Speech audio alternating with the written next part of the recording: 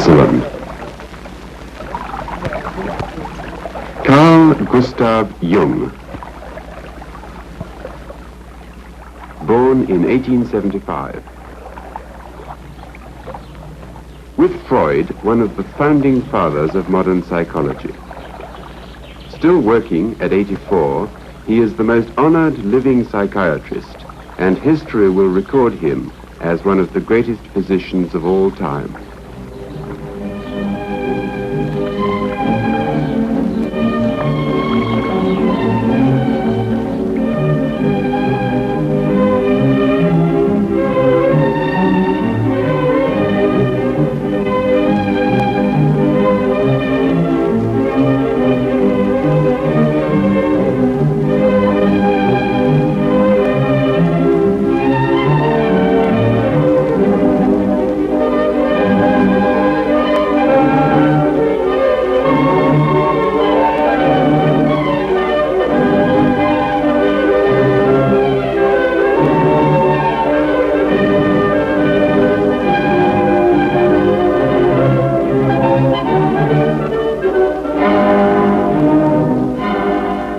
Jung, how many years have you lived in this lovely house by the lake at Zurich?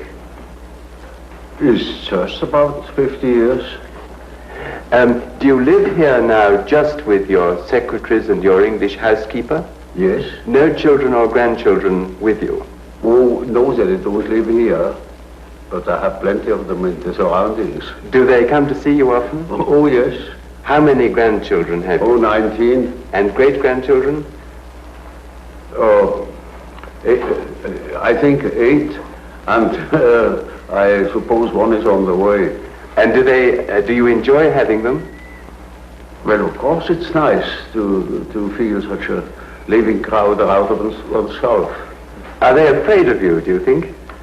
I don't think so. If you would know my grandchildren, they wouldn't think so.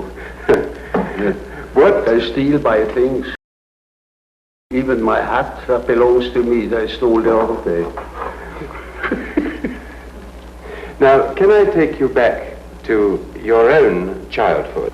Now, was that associated with any particular episode in your life, or was it just a normal function of adolescence?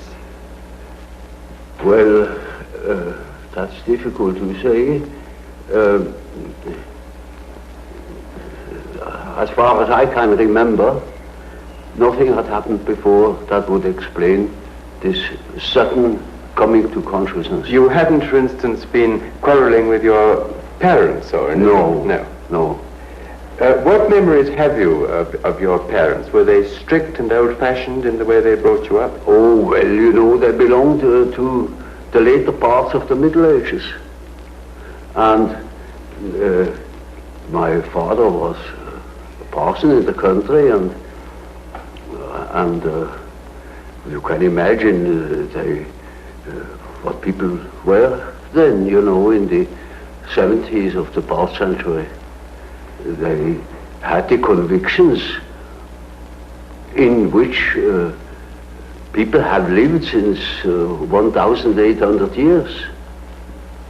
How did he try to impress these convictions on you? Did he punish you, for instance? Oh, no, not at all. No, he was very liberal, and he was most tolerant, most understanding. Which did you get on with more intimately, your father or your mother? That's difficult to say. Of course, one is always more intimate with the mother. But when it comes to the personal feeling, I had a better relation to my father, who was predictable, than with my mother, who was, to me, a very problematical something. So, at any rate, fear was not an element in your relation with your father? Not at all. Did you accept him as being infallible in his judgments? Oh, no, I knew he was very fallible. How old were you when you knew that? Now, let me see.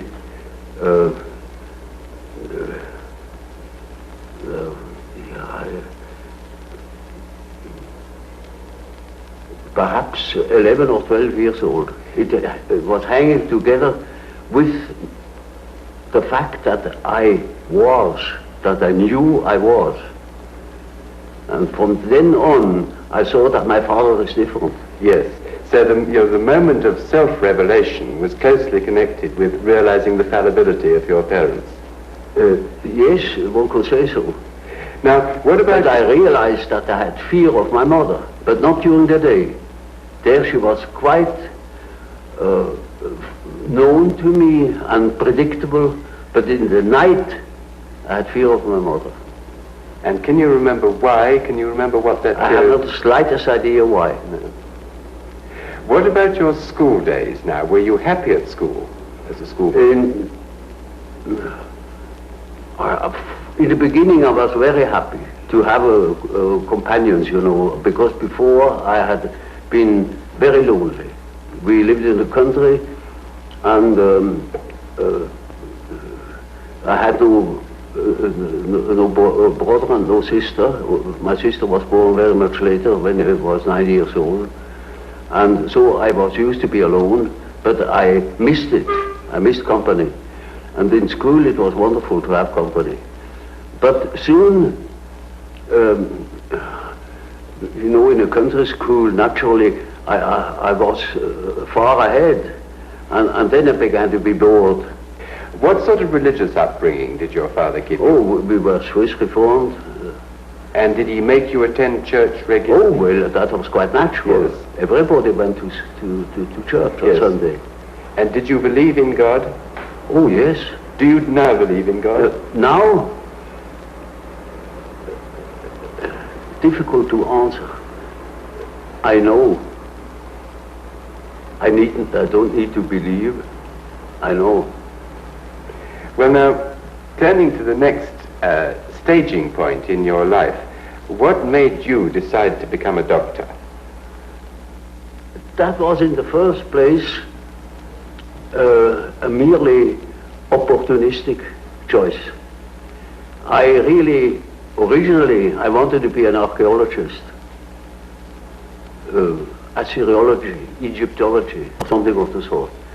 I hadn't the money. The study was too expensive.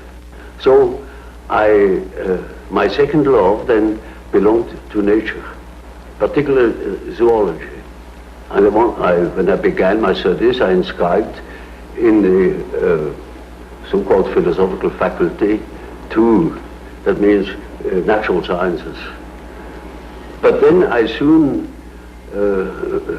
saw that the career that was before me would make a schoolmaster of me. I never thought I had any chance to get any further because we had no money at all. And then I saw that didn't suit my expectations, you know. I didn't want to become a schoolmaster. Teaching was not just what I was looking for. And so I remember that my grandfather has been a doctor, and I knew that when I was studying medicine I had a chance to study natural science and to become a doctor, and a doctor can develop. You see, he can have a practice, he can choose his scientific interests more or less. At all events, I would have more chance than being a schoolmaster. Also, the idea of doing something useful with human beings appealed to me. And did you, when you decided to become a doctor, have difficulty in getting the training at school and in passing the exams? I particularly had a difficulty with certain teachers that didn't believe that I could write a decent thesis. I remember one case where the teacher had the habit to discuss the papers written by the pupils, and he took the best first, and he went through the whole number of the pupils, and I didn't appear, and I was badly troubled over it. And I thought, well, it is impossible that my thesis can be that bad. And when he had finished, he said, there is still one paper left over, and that is the one by Jung. That would be by far the best paper if it hadn't been copied. He has just copied it somewhere, stolen. You are a thief, Jung. And if I knew where you have stolen it, I would fling you out of school. And I got mad, and I said, this is the one thesis where I have worked the most, because the theme was interesting, in contradistinction, to other themes which are not at all interesting to me. And then he said, you are a liar, and if you can prove that you have stolen that thing somewhere, then you get out of school. Now that was a very serious thing to me, because what else then, you see? And I hated that fellow, and that was the only man I could have killed, If I had met him once at a dark corner, I would have shown him something of what I could do. Did you often have violent thoughts about people when you were young? No, not exactly. Only when I got mad. Well, then I beat them up. And did you often get mad? Not so often, but then for good. You were very strong and big, I imagine. Yes, I was pretty strong. And reared in the country with those peasant boys, it was a rough kind of life. And I would have been capable of violence, I know. I was a bit afraid of it. So I rather tried to avoid critical situations because I didn't trust myself. Once I was attacked by about 7 boys, and I got mad. And I took one and just swung him round with his legs, and beat down 4 of them. And then they were satisfied. And were there any consequences from that after? Oh, I should say yes. From then on, I was always suspected that I was at the bottom of every trouble. I was not, but they were afraid, and I was never attacked again. Well, now, when the time came that you qualified as a doctor, what made you decide to specialize in being an alienist? Yeah, that was rather an interesting point. When I had finished my studies practically, and when I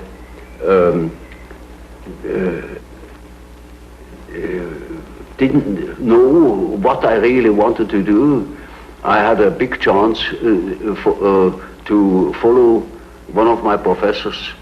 He was called to a new position in Munich, and he wanted me as his assistant. But then, in that moment, I studied for my final examination. I came across the textbook, a textbook of psychiatry. Up to then, I thought nothing about it, because our professor then wasn't particularly interesting.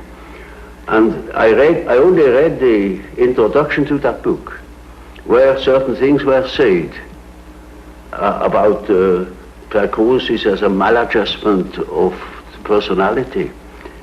That hit the nail on the head.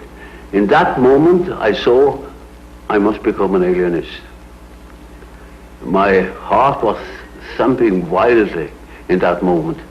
When I told my professor I wouldn't follow him, I would study psychiatry, he couldn't understand it. No, my friends, because in those days psychiatry was nothing at all.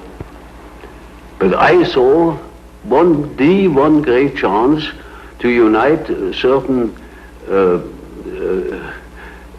contrasting things in myself, namely, beside medicine, beside natural science, I always had studied history of philosophy and such subjects. It was just as if suddenly two streams were joining. And how long was it after you took that decision that you first came in contact with Freud? Oh, you know, that was at the end of my studies, and then it took quite a while until I met Freud. You see, I finished my studies in 1900, and I met Freud only very much later.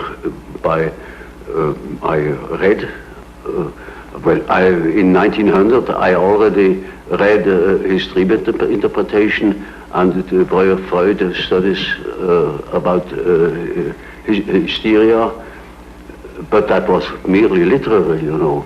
And then in 1907 I became acquainted with him personally. Will you tell me how that happened? Did you go to Vienna? Oh, well, I'd written a book about the psychology of the dementia precox, as one called schizophrenia then. And I sent him that book, and thus became acquainted. I went to Vienna for a fortnight then, and then we had very long and penetrating conversations. And that settled it. And this long and penetrating conversation was followed by personal friendship? Oh yes, it soon developed into a personal friendship. And what sort of man was Freud? Well, he was a complicated nature, you know. I liked him very much, but I soon discovered that when he had thought something, then it was settled, while I was doubting all along the line. And it was impossible to discuss something really a fond. You know, he had no philosophical education, particularly, you see, I was studying Kant, and I was steeped in it, and that was far from Freud. So from the very beginning, there was a discrepancy. Did you in fact grow apart later, partly because of a difference in temperamental approach to experiment and proof and so on? Well, of course, there is always a temperamental difference. And his approach was naturally different from mine because his personality was different from mine. That led me into my later investigation of psychological types. There are definite attitudes. Some people are doing it in this way and other people are doing it in another typical way.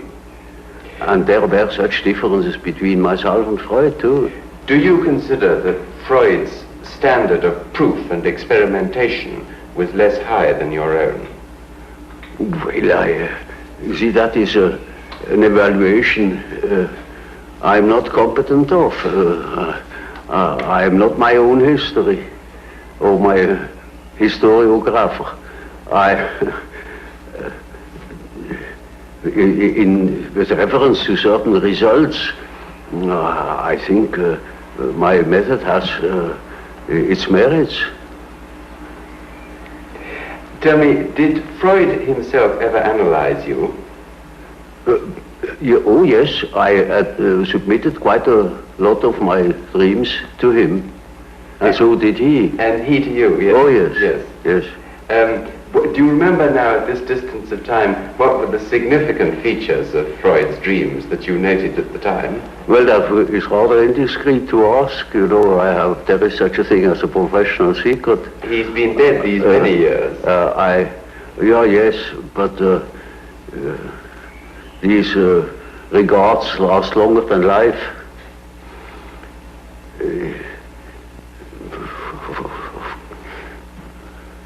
I prefer not to talk about it.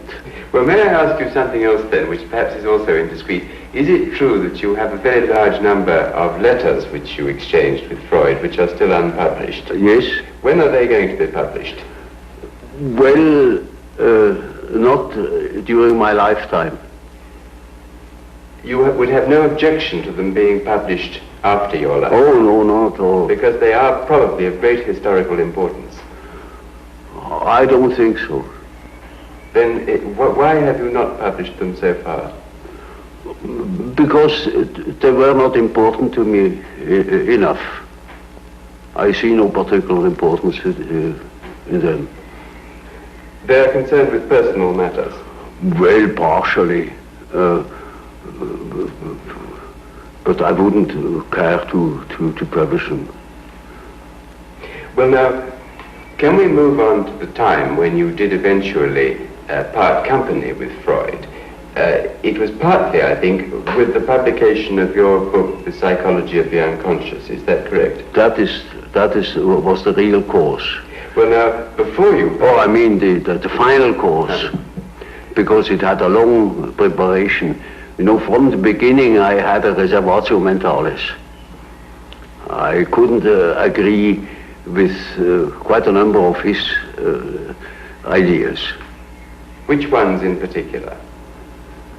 Well, chiefly his purely personal approach and his disregard of the historical conditions of man. You see, we depend largely upon our history. We are shaped through education, through the influence of the parents, which are by no means always personal. They were prejudiced, or they were influenced by historical ideas, or what I call dominance. And that is a most decisive factor in psychology. And we are not of today or of yesterday. We are of an immense age. Was it not partly your observation, your clinical observation of psychotic cases, which led you to differ from Freud on this? It was partially my experience with schizophrenic patients that led me to the idea of certain general historical conditions. Is there any one case that you can now look back on and feel that perhaps it was the turning point of your thought? Oh yes, I made quite a number of experiences of that sort, and I went even to Washington to study Negroes at the psychiatric clinic there in order to find out whether they have the same type of dreams as we have.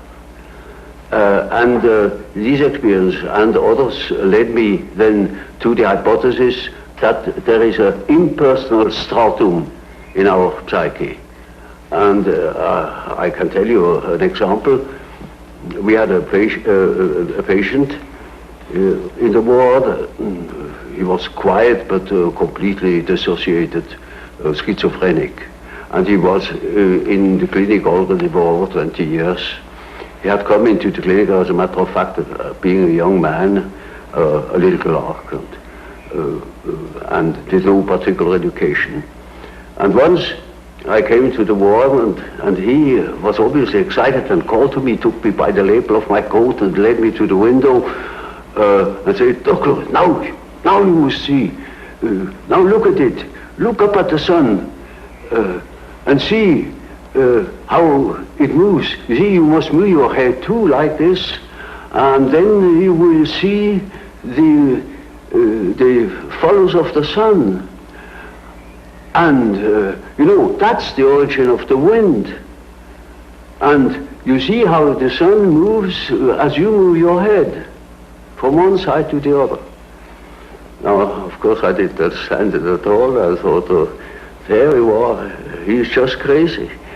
But that case remained in my mind. And 4 years later, I came across a paper written by the German historian Dietrich, who had dealt with the so-called Mithras literature, a part of the great Parisian sorcerer Papyrus. And there he produced a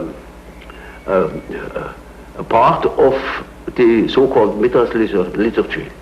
Namely, it is said there, after the second prayer thou wilt see how the disk of the sun unfolds. And you will see hanging down from it the tube, the origin of the wind. And when you move thy face to the regions of the east, it will move there. And if you move your face to the region of the west, it will follow you. And into that. But how could you be sure that your patient wasn't unconsciously recalling something that somebody had told him? Oh no, quite out of question, because that thing was not known. It was in a magic papyrus in Paris, and it wasn't even published. It was only published 4 years later after I had observed it with my patient. And this you felt proved that there was an unconscious which was something more than personal. Oh, well, that was not a proof to me, but it was a hint. And I took the hint. Yes. Now, tell me, how did you first decide to start your work on the psychological types? Was that also as a result of some particular clinical experience? Less so. It was a very personal reason. Namely, to do justice to the psychology of Freud, also to that of Adler, and to find my own bearings. That helped me to understand why Freud developed such a theory, or why Adler developed his theory, his power principle. Have you concluded what psychological type you are yourself? Naturally, I have devoted a great deal of attention to that painful question, you know. And reached a conclusion? Well, you see, the type is nothing static. It changes in the course of life. But I most certainly was characterized by thinking. I always thought, from early childhood on. And I had a great deal of intuition too. And I had a definite difficulty with feeling. And my relation to reality was not particularly brilliant. I was often at variance with the reality of things. Now that gives you all the necessary data for the diagnosis. During the 1930s, when you were working a lot with German patients, you did, I believe, forecast that a Second World War was very likely. Well, now, looking at the world today, do you feel that a Third World War is likely? I have no definite indications in that respect. But there are so many indications that one doesn't know what one sees. Is it trees or is it the wood?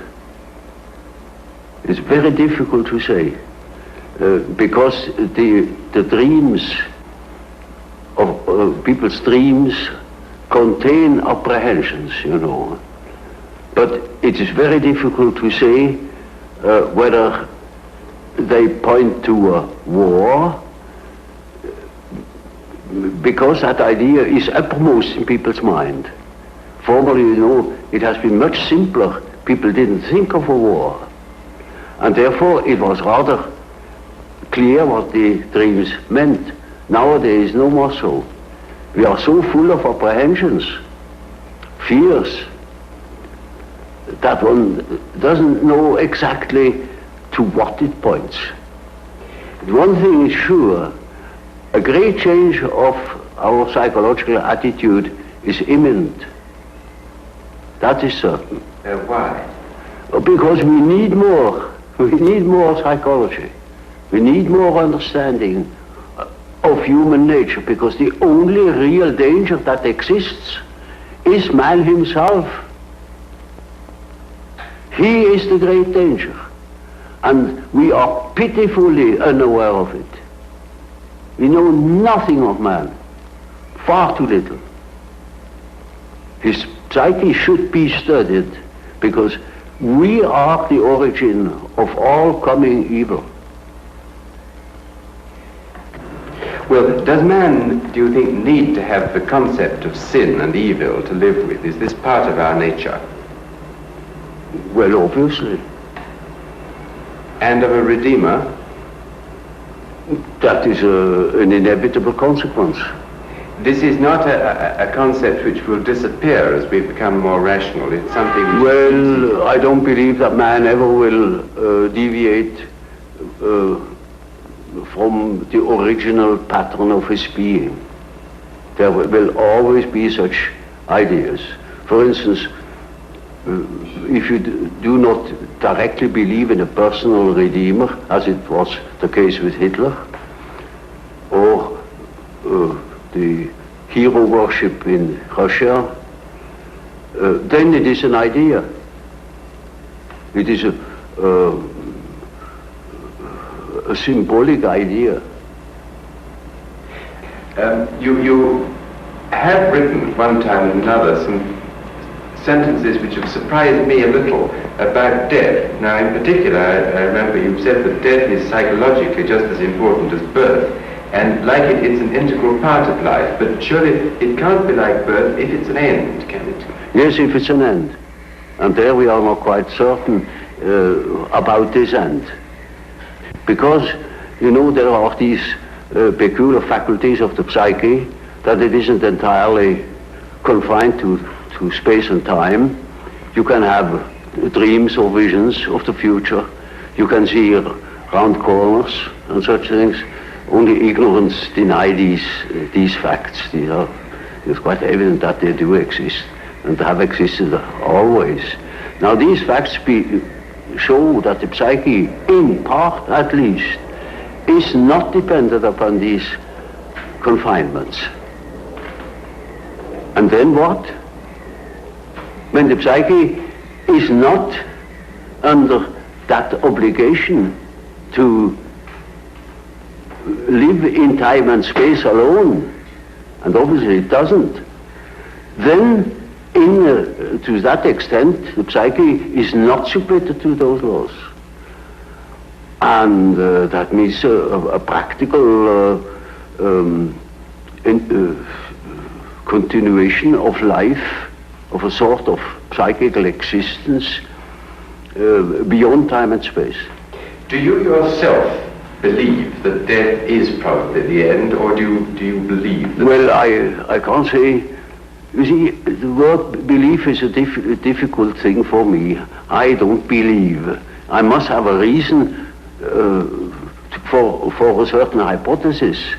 Either I know a thing, and when I know it, I don't need to believe it. If I don't allow myself, for instance, to believe a thing just for the sake of believing it. I can't believe it.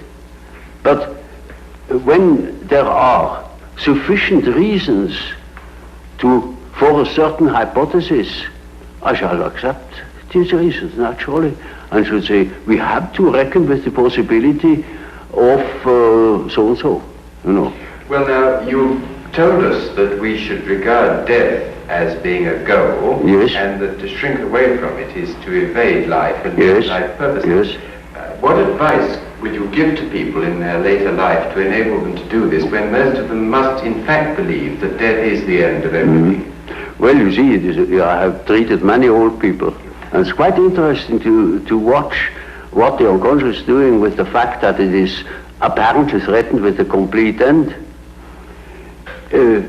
It disregards it. Life behaves as if it were going on.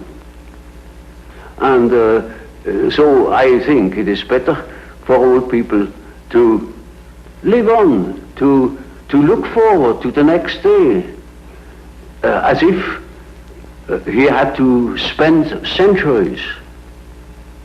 And then he lives properly. But when he is afraid, when he doesn't look forward, he looks back, he petrifies, he gets stiff and he dies before his time. But when he is living on, looking forward to the great adventure that is ahead, then he lives. And that is about what the unconscious is intending to do. Of course, it's quite obvious that we are all going to die, and this is the sad finale of everything. But nevertheless, there is something in us that doesn't believe it, apparently. But this is merely a fact, a psychological fact. Doesn't mean to me that it proves something. It is simply so. For instance, I may not know why we need salt, but we prefer to eat salt too, because you feel better.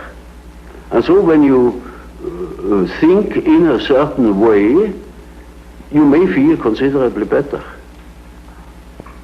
And I think if you think along the lines of nature, then you think properly.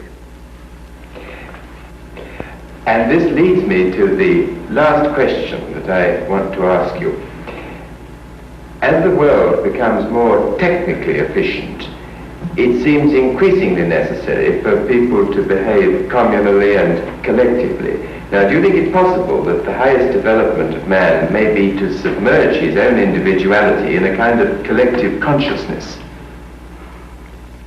That's hardly possible. I think there will be a reaction. A reaction will set in against this communal dissociation. You know, man doesn't stand forever his nullification. Once there will be a reaction, and I see it setting in. You know, when I think of my patients, they all seek their own existence, and to assure their existence against that complete atomization into nothingness or into meaninglessness. Man cannot stand a meaningless life.